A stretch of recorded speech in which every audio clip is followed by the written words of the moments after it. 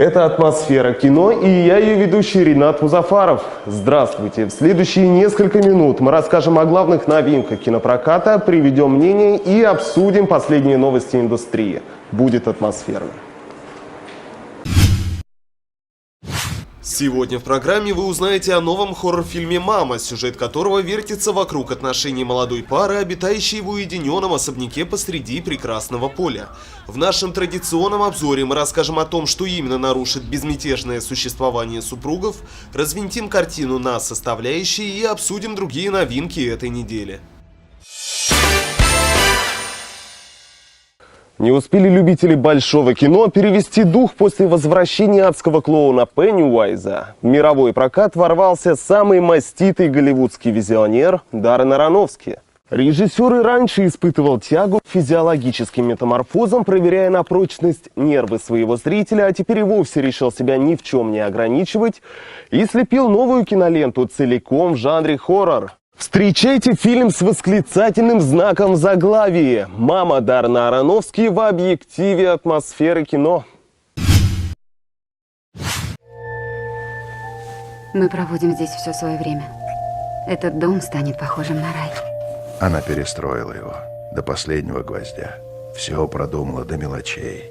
Подходя к обзору нового психологического триллера «Мама», стартовавшего в прокате на прошлой неделе, сфокусируем свое внимание на личности режиссера-постановщика картины. Сегодня Даррен Аронофски – один из самых тревожных и шокирующих режиссеров современности.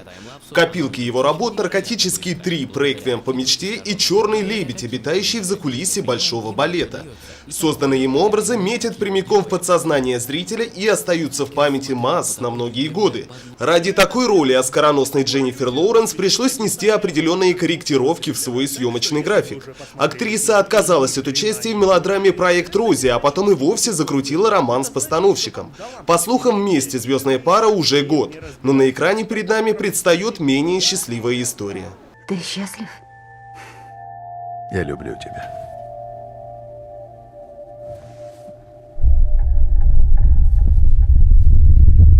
Перед нами загородный дом, внутри которого обитает бездетная пара. Он прославленный поэт, страдающий от затянувшегося творческого застоя. Она постоянно доводит до блеска свой викторианский особняк, расположившийся посреди прекрасного поля. Героям фильма отказано в именах, хотя ему, очевидно, уже удалось на своем имени нажиться, обеспечив семье вполне безбедное существование. Такая изолированная жизнь могла бы стать благословением для пары, которая всем своим существом ищет уединения. Но как бы сильно супруги не притворялись, сейчас в их отношениях царит определенное напряжение. События получают развитие, когда на пороге их дома появляются незваные гости. Прошу, проходите. Привет. Привет. Я его не знаю. Мы не можем приютить незнакомца. Здравствуйте. Здравствуйте. Ты знал, что у него есть жена? По мере развития событий картина получает свой неповторимый характер, напоминающий по духу интимный хоррор «Ребенок Розмари», косвенно отсылающий к «Сиянию» Стэнли Кубрика и использующий методологию Ларса фон Триера. Работа над проектом, между тем, изначально велась в строжайшем секрете. Даррен Аронофски позаботился, чтобы достоянием общественности на период производства не смогли стать ни наметки сюжета, ни замысел, ни даже жанр будущей картины. Известны были только исполнители главных ролей в фильме, что само по себе уже обещало многое. У него в сумке твои фотографии. Зачем ты рылась в его вещах?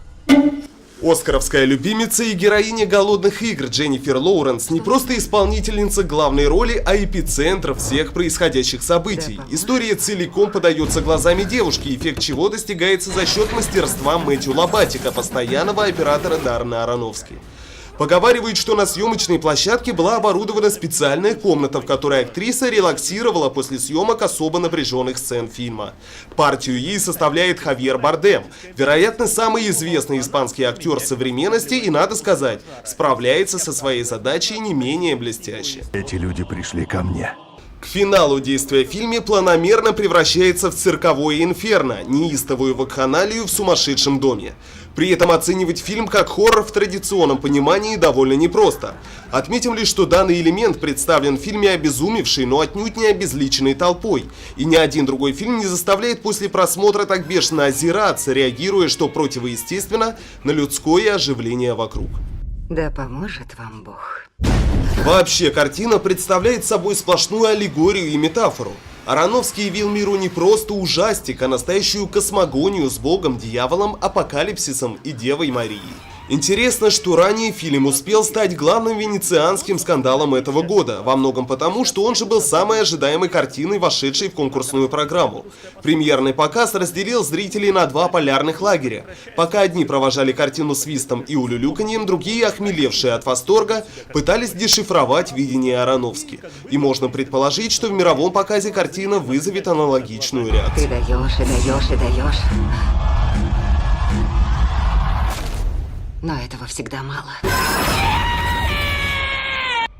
Резюмируя впечатления по шкале киномера, наградим новый фильм Аронофски следующими тезисами.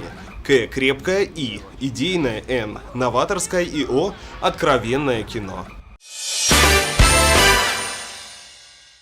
Нельзя не отметить острое маркетинговое чутье Даррена Аронофски. Снискав скандальную славу, его новый фильм выходит в мировой прокат сразу после Венецианского кинофестиваля, пока не остыли в воздухе горячие высказывания в адрес его фильма.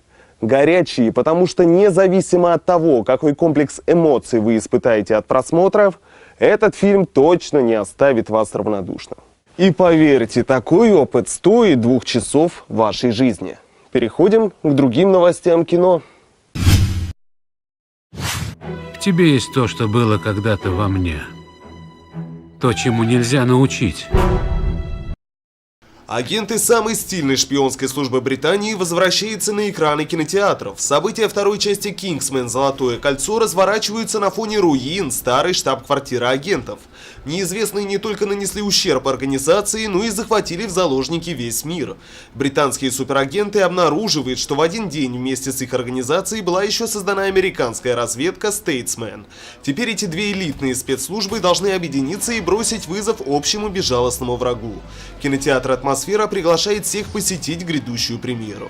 Пластиковые лего-человечки никогда не выходят из моды. Новый лего-ниндзяго фильм обещает показать эпическое столкновение, которое проверит на прочность неистовую, но не самую дисциплинированную команду современных ниндзя, стоящих на страже Ниндзяго-Сити. Зеленому ниндзя Ллойду и команде придется научиться усмирять свое самомнение, чтобы по полной проявить свои боевые таланты. Премьера новой картины для юных зрителей стартует с 21 сентября в кинотеатре «Атмосфера».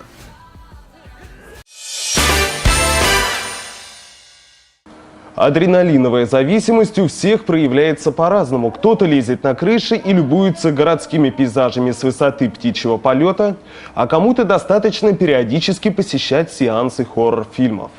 К счастью, дефицита в таких картинах мировой прокат пока не испытывает. А снова лезть на крышу до ноябрьских премьер супергеройских блокбастеров мы пока не планируем. Надеюсь, нам удалось передать атмосферу кино, ну а тем, кто хочет полного погружения, пожалуйте на сеанс.